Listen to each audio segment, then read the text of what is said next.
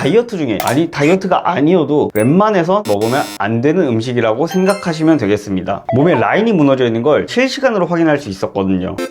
안녕하세요. 다이어트 쉽고 재밌게 하자의 김현병입니다. 여러분, 다이어트 중에 이 음식은 반드시 피해야 한다, 이런 음식 하면 어떤 음식이 떠오르시나요? 우리가 운동을 아무리 열심히 해도 이 음식들을 자주 먹게 된다면 그동안 해왔던 모든 노력들이 한순간에 무너질 수 있습니다. 그래서 오늘은 다이어트 망치는 음식에 대해서 알아보는 시간을 가져보겠습니다. 그리고 저의 경험을 바탕으로 현실적인 대처 방법까지 알려드릴게요.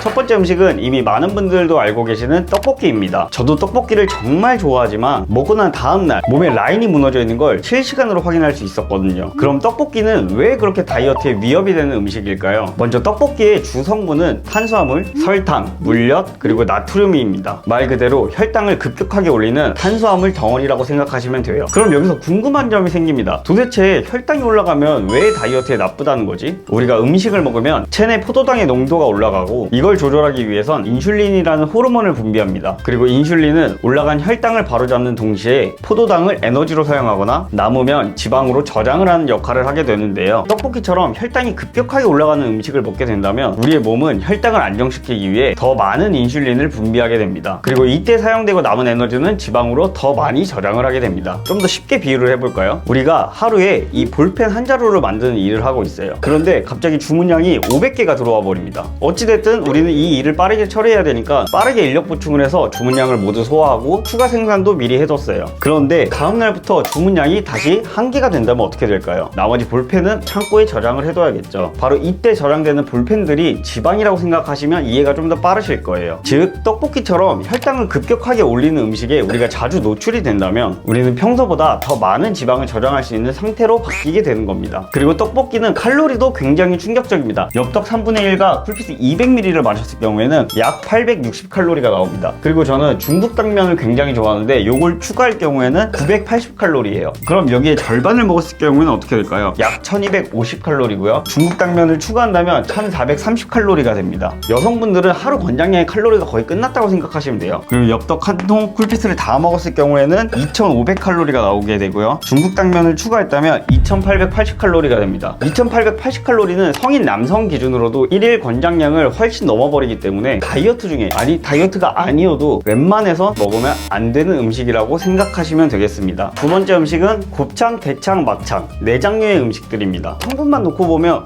생각보다 괜찮은데? 이렇게 생각하실 수 있습니다. 그리고 저의 경험상 떡볶이는 다음날 아침에 눈바디에 변화가 있을 정도로 차이가 났다고 했잖아요. 근데 이 음식은 그 정도의 차이는 있지 않았습니다. 돼지 곱창의 경우에 100g에 250칼로리, 단백질 함량은 26.5g입니다. 굉장히 높습니다. 그리고 지방은 15.9g. 다음은 소대창을 한번 알아볼까요? 100g 기준 열량은 160칼로리, 단백질 함량은 9.3g, 지방은 13g. 마지막으로 돼지 막창은 열량은 233칼로리, 단백질은 12.2, 지방은 20.2g입니다. 돼지 곱창의 경우는 생각보다 단백질 함량은 높았습니다. 그리고 지방도 우리가 예상했던 것보다는 그렇게 많이 들어있진 않았습니다. 그리고 나머지 음식들은 칼로리 대비 단백질은 낮고 지방 함량이 낮았습니다. 그럼 곱창은 먹어도 되냐? 이렇게 생각할 수 있지만 문제는 먹는 방법에 있습니다. 우리가 이런 내장류 음식들을 먹을 때는 술과 함께 먹게 되는 경우가 굉장히 많습니다. 그리고 다이어트 중에 술이 들어오는 게 정말 위험한 이유가 알코올은 우리 몸에선 독소로 받아들여요. 그렇기 때문에 알코올이 들어올 경우에는 알코올 분해를 우리 몸에선 가령 1순위로 진행을 하게 됩니다. 즉, 술을 해독하는 과정에서는 다른 영양소가 들어오더라도 지방으로 저장되기 더 쉬운 환경이 만들어지게 되는 거예요. 이것도 쉽게 한번 풀어봅시다. 신입사원이 들어왔어요. 그래서 1번 신입에게 너는 청소해, 너는 창문 닦아, 이렇게 업무 지시를 내리고 있는 와중에 비상 상황이 생겨버려서 그 일을 처리하러 가야 됩니다. 그럼 나머지 신입들에게 업무를 지정해줘야 되는 사람이 사라졌으니 나머지 신입들은 어떻게 해야 될까요? 아무것도 할 수 없게 되겠죠. 그래서 그냥 대기하기로 합니다. 이 대기하는 인력들이 바로 지방이라고 생각하시면 이해가 좀 더 쉬우실 거예요. 술을 마시게 되면 탄수화물이 들어오든 단백질이 들어오든 술을 해독하느라 정신이 없기 때문에 나 지금 너무 바쁘니까 일단 그냥 지방으로 가 있어, 이런 식으로 평소보다 더 많은 지방이 쌓이게 되는 거예요. 그리고 이게 활용점정이에요. 볶음밥, 이미 지방을 잘 쌓이게 만들어두는 환경에서 고지방을 추가로 넣어 넣어주는 격이기 때문에 내장류 음식들과 술의 조합 반드시 피해주시는 게 좋습니다. 세 번째 음식은 맛있는 디저트 음료예요. 칼로리만 봤을 때는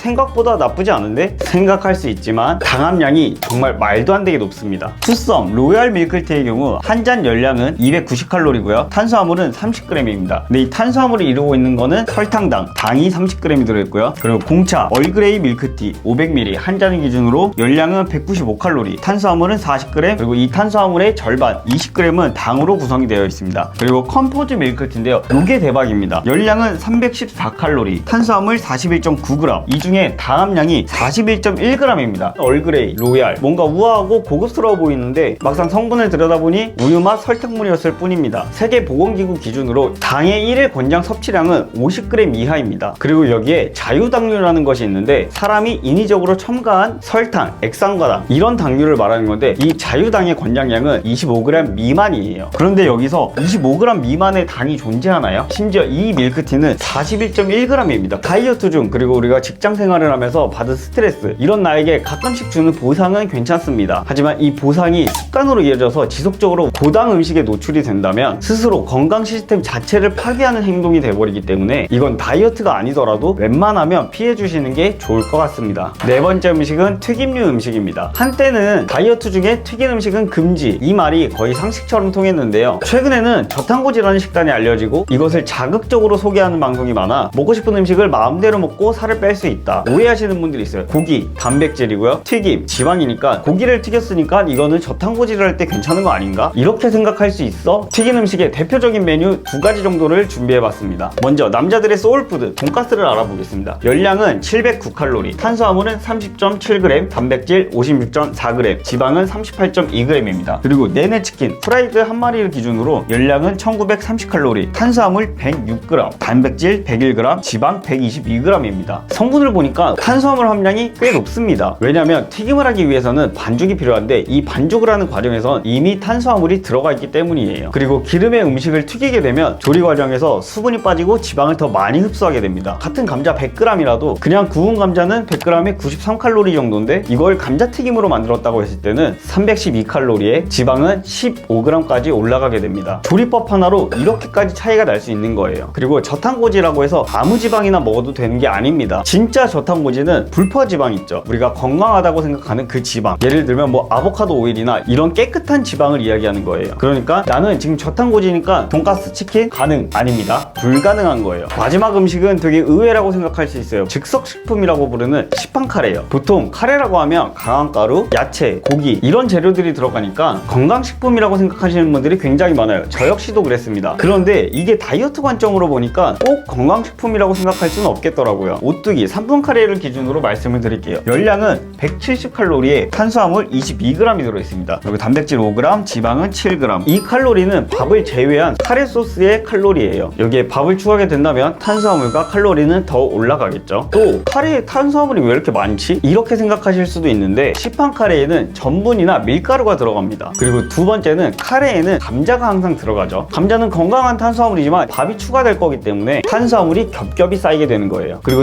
또 하나의 중요한 포인트는 부드럽고 먹기 편한 음식이다 보니까 씹는 횟수가 급격하게 적어지고 식사 속도가 굉장히 빨라지는 경향이 있어요. 이게 무슨 문제냐 하실 수 있는데 식사 속도가 빨라지게 되면 포만감은 낮고 혈당은 급격하게 올라갈 수가 있습니다. 이렇게 된다면 우리가 식사를 하고 2시간, 3시간 정도가 지나면 간식 생각이 나게 될 거예요. 그렇다고 모든 카레가 나쁘다는 건 아닙니다. 직접 조리한 저염, 저당 이런 방식으로 직접 조리해서 드신다면 얼마든지 다이어트 기준으로 만들 수도 있습니다. 하지만 일반적으로 판매하는 시판용 카레나 외식용 카레는 다이어트 중이라면 주의가 필요하다고 말씀드리고 싶습니다.